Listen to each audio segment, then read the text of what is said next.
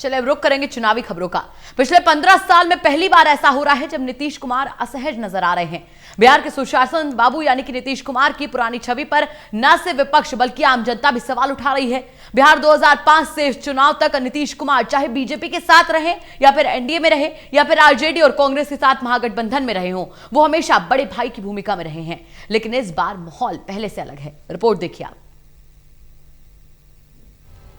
बिहार चुनाव में अब हर दिन सियासी पारा लंबी लंबी छलांग लगा रहा है। विधानसभा चुनाव में इस बार मुकाबला एनडीए और आरजेडी कांग्रेस गठबंधन के बीच है। एक तरफ नीतीश तो दूसरी तरफ तेजस्वी मुख्यमंत्री पद का चेहरा है। 15 साल में ऐसा पहली बार है जब नीतीश कुमार को लेकर बिहार में लोग खुलकर उनके खिलाफ नाराजगी व्यक्त कर रहे हैं। सच में पिछले 15 साल में पहली बार नीतीश कुमार असहज नजर आ रहे हैं। बिहार के सुशासन बाबू यानी नीतीश कुमार की पुरानी छवि पर न सिर्फ विपक्ष बल्कि आम जनता भी सवाल उठा रही है।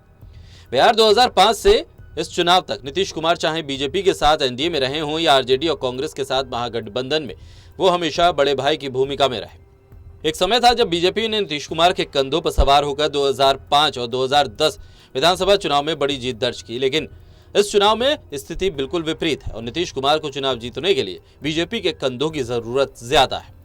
नीतीश कुमार को बीजेपी के कंधे पर सवार होकर अपनी जीत सुनिश्चित करने की जरूरत इसलिए पड़ रही है क्योंकि न सिर्फ विपक्ष ने बल्कि जनता में नीतीश कुमार के खिलाफ गुस्से को भांपते हुए एनडीए के घटक दल एलजेपी के अध्यक्ष चिराग पासवान ने भी नीतीश कुमार की सुशासन बाबू वाली छवि पर एक नहीं बल्कि कई बार सवाल उठाकर एक नाकाम मुख्यमंत्री का तमगा दे दिया।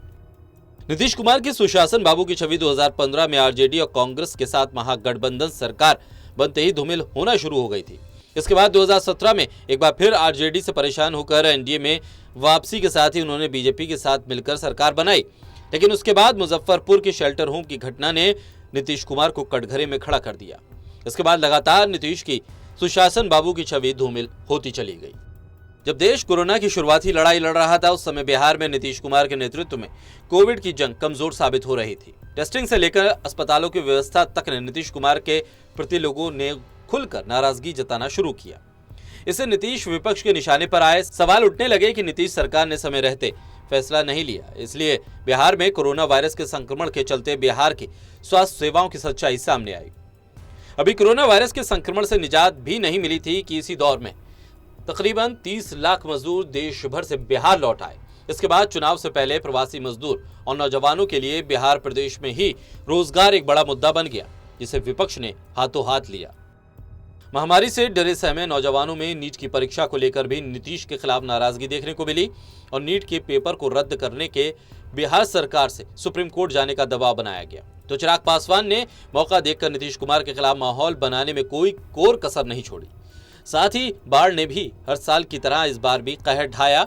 इन सब मुद्दों ने सुशासन बाबू की छवि पर ऐसा बट्टा लगाया जो अभी तक नहीं लगा था और अब उनके खिलाफ जनता में नाराजगी बढ़ रही है। सियासी तौर पर नीतीश कुमार की जेडीयू को तेजस्वी से ज्यादा नुकसान चिराग पासवान कर रहे हैं। उसका कारण है कि चिराग पासवान ने नीतीश कुमार को नुकसान पहुंचाने की रणनीति के तहत बीजेपी और जेडीयू से आए ब्राह्मण, ठाकुर, भूमिहार, कायस्थ, कुर्मी, कुशवाहा को ज्यादातर टिकट दिए, जो बीजेपी और जेडीयू के वोट बैंक में सेंध मारकर आरजेडी की जीत का रास्ता साफ कर रहे हैं। इतना ही नहीं, चिराग पासवान ने आरजेडी के मुस्लिम और यादव वोट बैंक को ध्यान में रखते हुए इक्का दुक्का यादव और मुसलमानों को टिकट दिया। इससे आरजेडी को ग्राउंड पर नुकसान कम हो। मतलब साफ है कि इस बार नीतीश कुमार के लिए चुनाव इतना आसान नहीं जितना दिख रहा है। अब देखना यह है कि नीतीश कुमार के खिलाफ जो एंटी इनकम्बेंसी है उसे बीजेपी किस तरह से दूर कर नीतीश कुमार की नैया को पार लगा पाती है। बीजेपी के लिए भी चुनाव अहम है। प्रधानमंत्री मोदी समेत बीजेपी के सभी नेता ये बात अच्छी तरह से जानते हैं कि यहाँ हार का सामना करना पड़ा तो बंगाल की राह और मुश्किल हो जाएगी। Special desk, total news.